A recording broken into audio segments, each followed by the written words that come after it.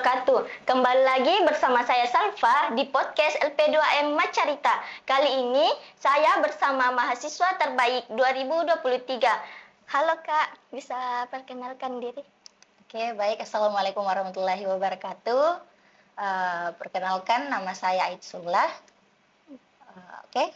Dari jurusan Jurusan Pendidikan Agama Islam pasca sarjana, sekarang sudah melanjutkan S2 di kampus kembali Yayan Parepare, dan S1 juga di Yayan Parepare, yaitu dengan jurusan yang sama, Pendidikan Agama Islam. Nah, apa yang membuat Kakak memilih melanjutkan S2 dengan jurusan yang sama? Karena S1-nya juga Pendidikan Agama Islam, tentunya juga harus linear dengan S2-nya untuk lebih memperdalam lagi bidang keilmuan tersebut. Apalagi pasca sarjana juga sudah menyediakan berbasis teknologi digital, tentunya yang paling penting di dunia sekarang. Jadi perlu kita perdalam lagi bagaimana kita bisa mempelajari hal-hal tersebut, bidang keagamaannya bagaimana, keilmuan keislamannya. Apalagi kalau kita ingin melanjutkan menjadi dosen, karir dosen, tentunya kita harus sesuai dengan S1 S2-nya itu harus linear. Apa Kakak sudah menargetkan sejak awal untuk melanjutkan S2? Iya, saya sudah menargetkan untuk lanjut S2 karena memang cita-cita saya mau menjadi dosen, jadi harus lanjut S2.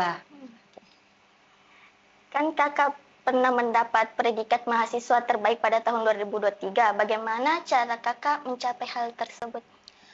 Sebenarnya untuk mahasiswa terbaik itu saya sebenarnya itu belum punya harapan seperti itu kepada saat S1, belum ada mau tahu bilang mau jadi mahasiswa terbaik.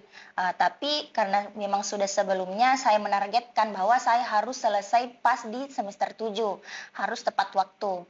Nah, kemudian kemarin juga itu apa yang mempercepat studi saya kemarin karena saya ikut program MBKM. Nah, sehingga mata kuliah saya itu dikurangi, kemudian difokuskan untuk bagaimana meneliti di tempat magang tersebut. Nah, kemudian itu juga menjadi judul tesis saya, dan itu bisa mempercepat maksud saya judul skripsi. Nah, sehingga itu bisa mempercepat proses saya, bagaimana saya melakukan penelitian, bagaimana saya menyusun skripsi itu, karena dibarengi dengan MBKM itu, sehingga jadi cepat. Nah, jadi waktu itu saya tidak tahu bahwa saya masih terbaik. Sehingga dikabari pas pengumuman mau yudisium itu, kabari bahwa saya mahasiswa terbaik. Saya tidak menyangka kan bahwa ternyata ada mahasiswa terbaik seperti ini. Ternyata faktornya karena lebih cepat menyelesaikan skripsi, kemudian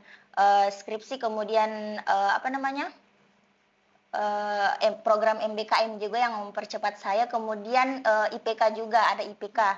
Nah, yang dimana IPK tentunya kita dapatkan di kelas. Nah, karena dosen-dosen kampus kita juga ini kan sangat baik-baik dan bermurah-murah hati kepada mahasiswanya, memberikan nilai yang terbaik karena aktif juga belajar di kelas, aktif berbicara, aktif di kelas, bertanya dan sebagainya. Pokoknya kita harus aktif di dalam kelas, bagaimana kita bisa mengambil hati dosen tersebut, bagaimana kita bisa mendekati hati dosen tersebut, sehingga dosen itu baik juga kepada kita, mengikuti aturan-aturan yang ada di dalam kelas, mengerjakan tugas tepat waktu, seperti itu. Kemudian meraih IPK itu dan wisudawan terbaik itu juga ada prestasi tentunya. Kita sebarengi dari kuliah dan prestasi juga. Kalau kita punya bakat sendiri, kita punya tahu diri kita itu sukanya seperti apa, ya kita kembangkan. Sehingga nanti kita promosi diri kita sendiri bahwa saya pintar seperti ini. Kita tunjukkan ke kampus atau ke dosen bahwa saya bisa seperti ini. Kita ikut lomba-lomba sampai-sampai dikenal di luar kampus atau di dalam kampus, seperti itu. Kemudian ada juga saya minum organisasi sih sebenarnya, tapi saya masuk juga di HMPS. Itu juga organisasinya tidak terlalu banyak, tapi HMPS kan juga luas, jadi kita bisa kayak mengembangkan sosialisasi kita, bagaimana cara kita berbicara, bagaimana kita punya teman banyak, relasi-relasi seperti itu. Jadi itu organisasinya jangan dilupa juga, tapi sambil belajar. Kemudian baik itu organisasi eksternal ataupun internal ataupun ekskul seperti itu. Aktif belajar di kelas, kemudian ya seperti itu, konsisten dan disiplin tentunya. Berapa lama kakak mengikuti program MBKM dan di mana? Oke, program MBKM saya itu 1 semester. Semester 6 kemarin, semester 7 itu, 6 kemarin itu, antara semester itu kita mata kuliahnya dikonversi. Nah, ada beberapa mata kuliah yang dikonversi begitu. Magangnya itu selama 1 bulan. Teknik belajar yang kakak terapkan mungkin bisa menjadi contoh untuk mahasiswa. Oke, kalau untuk teknik yang saya gunakan itu ya tentunya yang paling pertama kan kita mengatur, bukan sih waktu itu sebenarnya bukan diatur, tapi bagaimana kita membagi waktu kita. Nah, misalkan khusus belajar jam segini, belajar jam sekian, merefleksi kembali mata pelajarannya, mata kuliahnya sekian, santai-santai scroll-scroll sosial media jam sekian. Pokoknya tidak boleh mager. Kita harus atur waktu kita dengan baik kan, konsistensi, atur waktu kita dengan baik bagaimana kita bisa belajar dengan nyaman seperti itu. Kan kita mempunyai banyak kegiatan di dalam kampus maupun di luar kampus. Bagaimana cara kakak manajemen waktu? Kalau manajemen waktu saya itu ya seperti itu tadi. Saya atur waktu saya, kapan saya, misalkan 1 minggu saya harus, misalkan hari ini jam begini, saya mau ikut kegiatan seperti ini. Nanti malam saya mau lanjut belajar atau kuliah dulu, baru pokoknya pentingkan perkuliahan dulu, baru kita ke yang lain gitu, prioritaskan. Kalau ada acara atau ikut seminar-seminar, ikut pelatihan-pelatihan atau pokoknya bagaimana cara kita sendiri tuh dari disiplin waktu kita sendiri itu, manajemen waktu kita sendiri itu kita sendiri yang tahu bagaimana. Tapi ya itu saja, harus sesuaikan bagaimana kita mengikuti kegiatan luar, bagaimana kita mengikuti akademi kita di dalam kampus seperti itu. Apa strategi kakak dalam mengumpulkan data, menganalisis, dan menulis tesis supaya berjalan lancar? Oke. Alasan saya juga alhamdulillah sudah selesai menyusun tesis. Nah, waktu itu aturan sekarang itu kan misal di pasca sarjana itu semester 2 sudah harus menentukan judul. Nah, di mana di situ kita searching lah di artikel kah, atau di mana Scopus kah, atau di Google lah begitu ceritanya, buku-buku, sehingga nanti motivasi kita itu ada motivasi, oh saya mau judulnya seperti ini. Tapi kita harus mencari judul itu jangan yang mempersulit diri ya kan, yang kita ketahui sendiri, yang kita kuasai sendiri, sehingga nanti kita tidak setengah mati mengerjakan, tidak lambat mengerjakan tesis itu. Jadi kalau sesuai keinginan pasti kita akan merasa senang juga mengerjakan tesis itu kan. Jadi sesuai dengan keinginan kita, judul kita mau yang bagaimana. Tentukan targetnya seperti itu, semester 2 saya harus ada judulku. Semester 2. Nanti setelah itu genjot terus, kita harus kejar terus. Pokoknya kita tidak boleh mager. Kalau kita mau cepat selesai itu tidak boleh mager, tidak boleh. Pokoknya harus effort, harus niat tentunya, niatnya, effortnya. Pokoknya harus kejar itu dosen.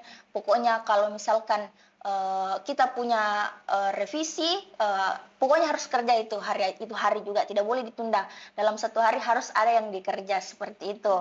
Ikuti kata dosen, ikuti kata apa yang dia minta seperti itu. Rajin-rajin bertanya, rajin-rajin membaca, penelitian sebelumnya bagaimana, penelitian yang pokoknya sesuai dengan apa yang kita punya seperti itu. Kemudian kalau kita sudah menentukan itu, kita langsung kan bisa menyusun dengan baik, mencari bagaimana meneliti itu, pokoknya itu harus rajin begitu, effort pokoknya.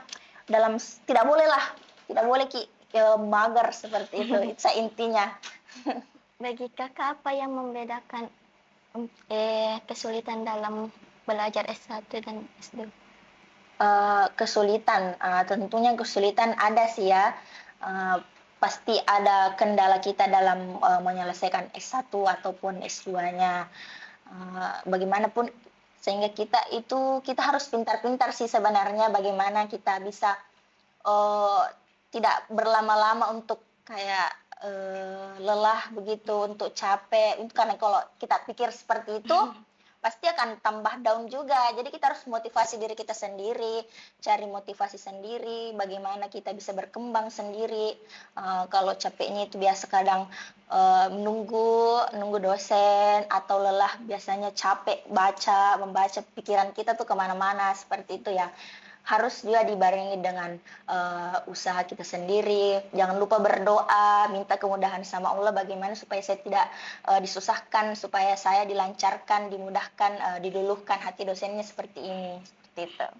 Apa motivasi kakak selama ini di saat capek, lelah dalam melanjutkan studi? Motivasi saya tentunya untuk orang tua, tentunya bisa membanggakan orang tua kita juga, dan kesenangan tersendiri juga, self reward kita bahwa tidak semua orang bisa menyelesaikan itu dengan cepat sekali. Bukan untuk menyombongkan diri, tapi itu sebuah kesenangan diri kita sendiri. Nah, kalau kita suka mau cepat selesai, mau tidak punya tidak mau terbebani, cepat-cepat mau kerja gitu, karena kita mau jadi dosen, jadi harus kejar karena banyak hal yang harus kita tempuh lagi. Jadi harus, pokoknya itu motivasinya yang pertama orang tua. Ketika selesai dalam melanjutkan studi S2, apakah kakak pernah kepikiran untuk melanjutkan S3 atau lanjut berkarir dulu? Ya, kalau kepikiran S3 itu ya coming soon ya, tergantung. Tapi kalau S2 itu harus langsung berkarir dulu lah. Nanti S3 di belakang. Nanti kalau berkarir nanti sudah oke, pas, mantap, lanjut lagi S3-nya. Seperti itu.